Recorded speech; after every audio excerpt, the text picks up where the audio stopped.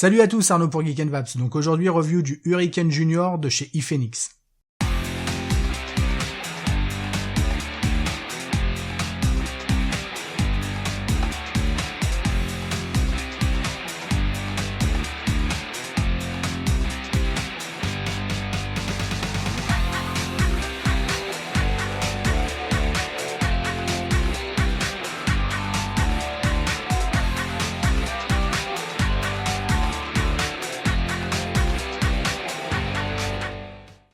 Alors l'Hurricane Junior est un atomiseur reconstructible, petit frère de l'Hurricane qu'on a vu il y a déjà quelques temps. Alors pas spécialement une version light, attention, il y a des innovations sur ce Hurricane Junior, des améliorations qu'on verra tout à l'heure. Il fait 22 mm de diamètre pour 40 mm de haut sans le drip tip. On a une cloche type bell cap, alors c'est pas une bell cap, mais ça fait un peu look bell cap, en PMMA, et le reste est en acier inoxydable, à savoir qu'on a aussi, on verra au niveau du plateau, un plateau en laiton plaqué or. Celui-ci me vient directement de chez iPhenics, donc merci à Dany. Allez, tout de suite on regarde tout ça en détail. Alors notre Hurricane Junior arrive dans une petite boîte comme ceci, en carton, avec marqué The Hurricane JR, pour Junior bien entendu. On vient l'ouvrir sous forme de tiroir, on y découvre d'abord notre atomiseur, et ensuite un petit sachet avec quelques joints de remplacement. Donc voici notre atomiseur d'un peu plus près, avec sur la bague d'airflow iPhenics, et de l'autre côté Swiss Made avec le Phoenix, tout simplement. On a un drip tip avec double joint, drip tip en plastique relativement simple.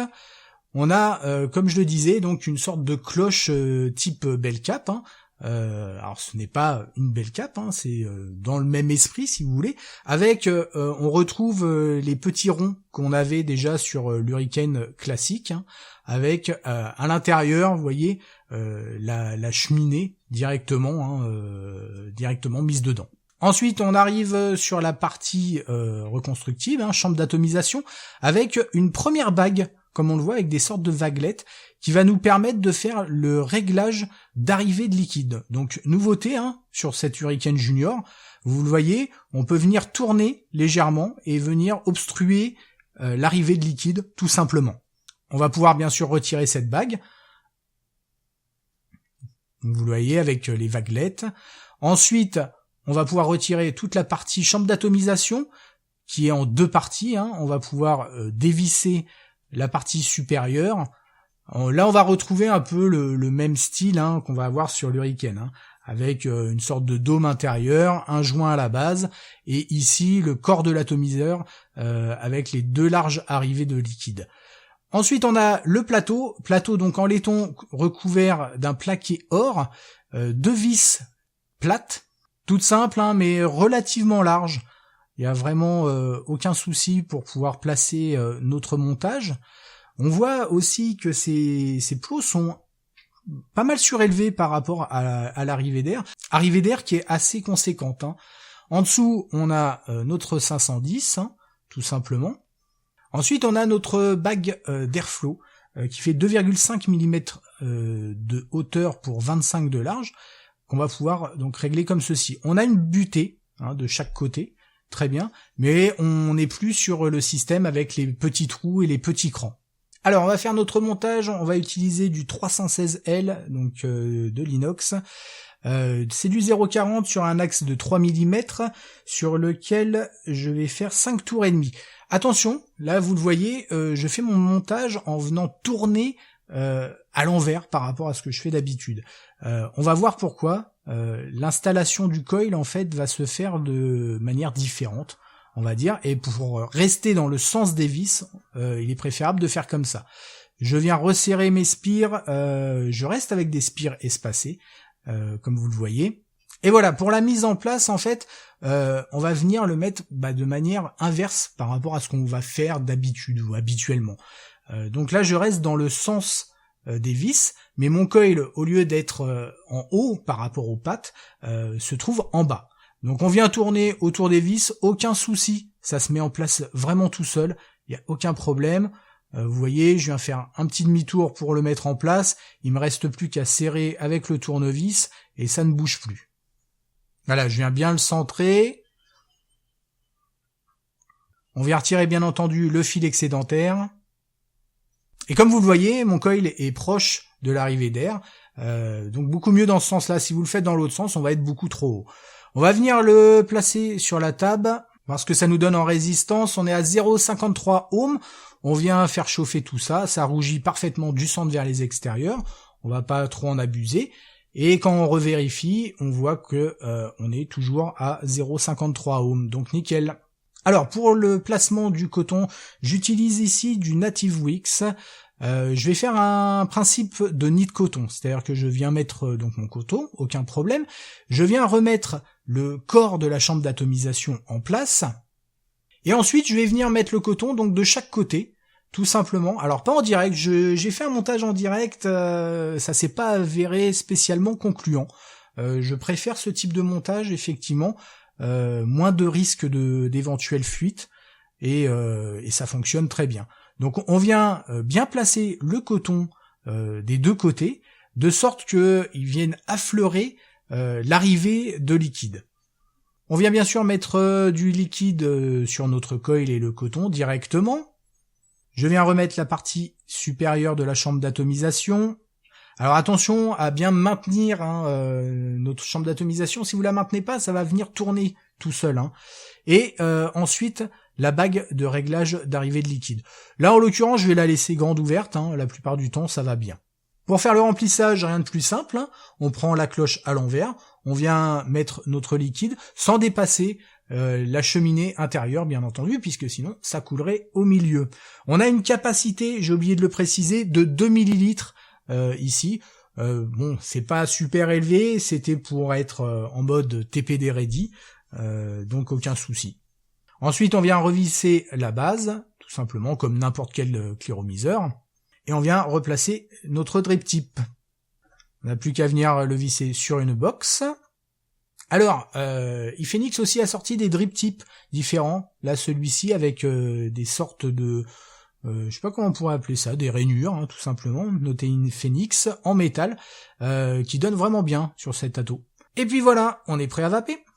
Donc vous l'avez vu, un atomiseur qui ressemble effectivement beaucoup à l'Hurricane premier du nom, avec pas mal de différences. Ce réglage d'arrivée de liquide, suivant la viscosité ou votre montage, c'est relativement intéressant. Cette bague d'airflow, clairement, qui est plus pratique, à mon goût. Sur le premier Hurricane, certains avaient pu avoir des problèmes avec la bille, avec ce système de cran. Là, clairement, avec ce système, on a beaucoup moins de risques, en tout cas. À savoir que ils vont sortir logiquement des bacs d'airflow custom. Je crois qu'il y en a entre autres en acier de Damas qui sont prévus. C'est démontable, je ne l'ai pas fait ici, mais c'est démontable. Il faut juste faire attention, il y a une petite bille au niveau de cette bague d'airflow, donc faire très attention à ne pas la perdre. On se retrouve avec un look voilà, belle cap, qui est vraiment très sympa. Seule chose, comme pour les belles capes, on est sur du PMMA, donc même si il est de bonne qualité, faites attention au liquide un peu agressif. Sur le premier Hurricane, j'ai mis des liquides un peu agressifs et à force, elle s'est abîmée. Elle s'est pas fissurée, elle s'est pas cassée, ça fonctionne toujours, mais elle est venue un peu se teinter de l'intérieur, ce qui est un peu dommage, effectivement. Allez, tout de suite, on va tester ça. Là, je l'ai mis sur l'Exome V3. Bon, j'ai testé sur différents modes. Et puis, on est parti.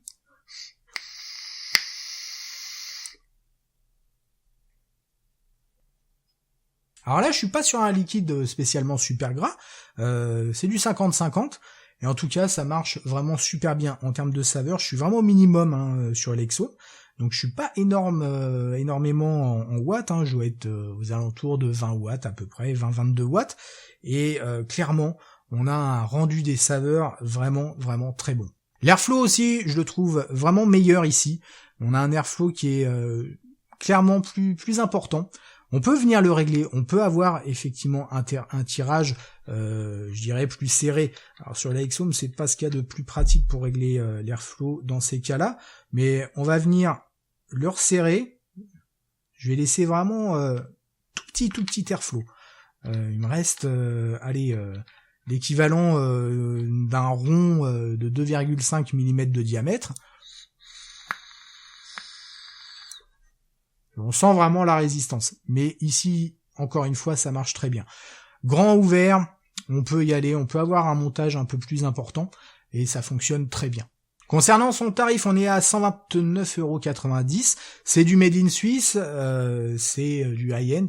J'aime pas ce mot-là, mais bon, c'est catégorie high-end. C'est très bien fini, rien à dire. Seul bémol, effectivement, si vous utilisez certains types de liquides, comme je disais, par rapport à la cloche, faire attention. Mais en attendant, la qualité de fabrication est bel et bien là. Concernant le drip tip que je vous ai montré, alors je l'ai trouvé qu'en Suisse. Je sais pas si on le trouve facilement en France. J'ai fait la conversion, on est grosso modo à 30 €. Allez, tout de suite, on va passer au plus et au moins. Les plus pour commencer. Toutes les améliorations qui ont été apportées sur ce Hurricane Junior. Clairement, le plateau fonctionne très bien, rien à dire. Ce laiton plaqué or, j'ai pas eu de problème au niveau du shoot, hein. C'est très réactif, aucun souci. La résistance a pas tendance à faire le yo-yo. Donc ça a l'air vraiment très stable. Ce système de réglage d'arrivée de liquide, ça peut être très utile suivant le type de liquide ou le type de montage que vous faites. Effectivement, c'est intéressant. Et l'airflow, qui pour moi est clairement meilleur. Grand ouvert, on a quelque chose de plus aérien. J'aime relativement quand c'est aérien. Pas forcément à outrance, sauf sur des drippers avec des gros montages. Et là, c'est vraiment très agréable. Le rendu des saveurs, franchement rien à dire, on est vraiment sur quelque chose de très bon. Là, j'étais sur du Despixi, je suis passé sur la chose, qui est un liquide que je connais bien, et franchement,